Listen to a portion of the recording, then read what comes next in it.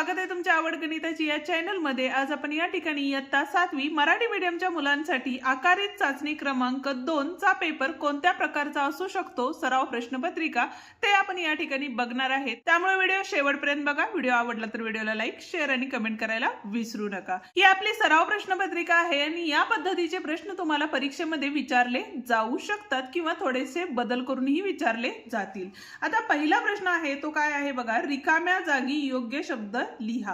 प्रश्न 1 अ मधील प्रश्न, ठीक आहे। त्यामध्ये तुम्हाला 3 रिकाम्या जागा विचारल्या जातील, 3 गुणांसाठी तो प्रश्न असेल। प्रश्न काय आहे बघा, पहिला आयताचे क्षेत्रफळ, म्हणजे यासाठी तुम्हाला सगळी सूत्र पाठ असणे गरजेचे आहे।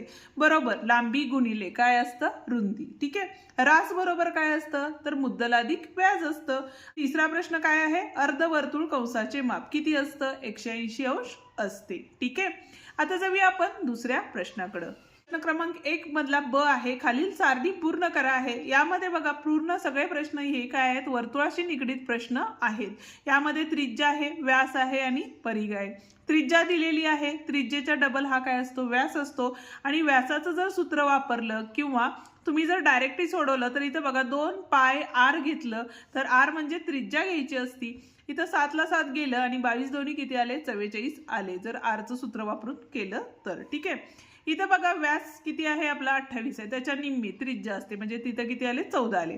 आणि व्यासाचं जर सूत्र वापरलं 22/7 गुणिले डी असतं, मग 7 चोक 28 आणि 22 चोक 88 आलेलं आहे, ठीक आहे। आणि त्याच पद्धतीने हे तिसरं गणितही सोडवलेलं आहे। त्यामध्ये फक्त काय केलं बघा, पहिल्यांदा आपण डी ची किंमत काढून घेतली आणि डी च्या निम्मी ही काय असते आपली आर ची किंमत असती, ती या ठिकाणी टाकलेली आहे, ठीक आहे। पुढचा प्रश्न आहे प्रश्न क्रमांक 2 अ, प्रत्येकी 1 नावे लिहा असं सांगितलेलं आहे आणि गुण 3 आहे तिथं, ठीक आहे।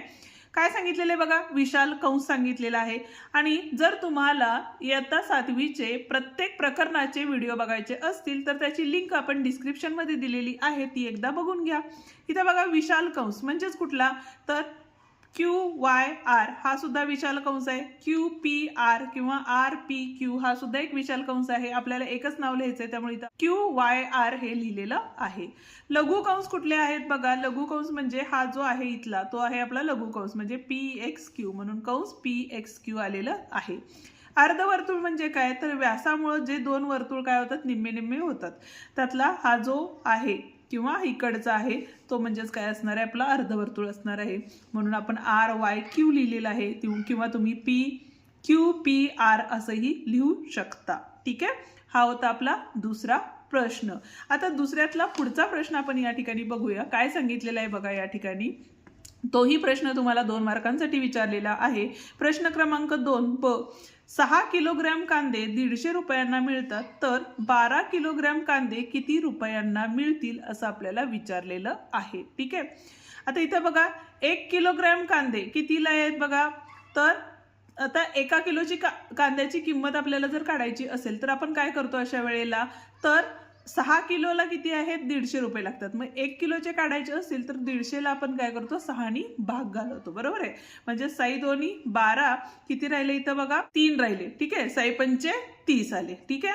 म्हणजेच हे काय झाले, 1 किलो कांद्याचे आले। असे आपल्याला किती किलो कांद्याचे काढायचे, 12 किलो काढायचे, म्हणजे 12 किलो कांद्याची किंमत ही काय असणार आहे, 1 किलोला किती लागतात, 25, म्हणजे 12 ला किती लागणार, म्हणजे गुणिले करणार। मग या दोघांचा गुणाकार केला तर 300 रुपये एवढे रक्कम लागणार आहे। या प्रकरणाचे ही व्हिडिओ अपलोड केलेले आहेत। प्रश्न 3 अ, जोड्या लावा, योग्य जोड्या जुळवा। काय सांगितलेले बघा, चालू खाते। चालू खाते म्हणजे काय असते, हे खाते व्यापारासाठी व रोजच्या पैशांचे व्यवहार करण्यासाठी असते, ठीक आहे। दुसरे आहे आपले आवर्ती ठेव खाते, म्हणजे त्याला आपण रिकरिंग असं म्हणतो, जे की आपण दर महिन्याला पैसे टाकतो त्यामध्ये, तर ते काय आहे बघा, दर महिन्याला ठराविक रक्कम जमा करणे, ठीक आहे।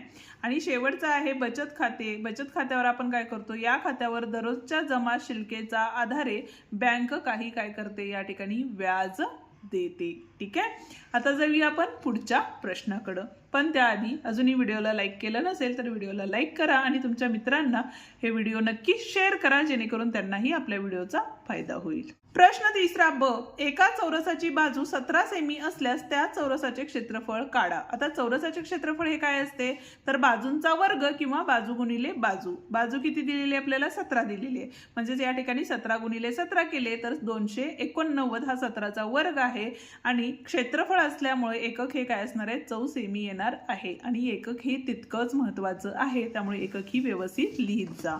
ठीक आहे, जाऊया आता आपण पुढच्या आणि चौथ्या प्रश्नाकडे। काय सांगितलेला आहे प्रश्न बघा आपल्याला, तर प्रश्न चौथा अ, 8 सेमी बाजू असलेल्या घनाचे एकूण पृष्ठफळ किती। ते परीक्षेत तुम्हाला याच पद्धतीचे प्रश्न येतील, पण कधी तुम्हाला प्रश्न बदलून दिले जातील किंवा याच पद्धतीचेही प्रश्न येऊ शकतात। ठीक आहे, कारण ही आपली सराव प्रश्नपत्रिका आहे। घनाचे एकूण पृष्ठफळ काय असणार आहे बघा, तर 6 गुणिले बाजूंचा वर्ग। आता इथं बाजू काय आपली 8 आहे, हे आपलं सूत्र आहे, सूत्र पाठ असणं गरजेचंच आहे, म्हणून 6 गुणिले बाजूंचा वर्ग किती आहे 8, 8चा वर्ग बरोबर 6 गुणिले 64 म्हणजे किती आले आपले 384 चौसेमी आलेलं आहे। ठीक आहे, हा होता आपला चौथा प्रश्न। आता जाऊया आपण पाचव्या प्रश्नाकडे। आता या ठिकाणी बघा प्रश्न काय सांगितलेला आहे आपल्याला, पंकजने 1 लाख रुपये दर साल दर शेकडा 10 दराने 2 वर्षासाठी बँकेत ठेव म्हणून ठेवले, तर त्या मुदतीनंतर एकूण किती रक्कम त्यांना परत मिळेल असं आपल्याला विचारलेलं आहे। ठीक आहे, म्हणजे व्याजासहित त्यांना किती रक्कम मिळेल असं विचारलेलं आहे।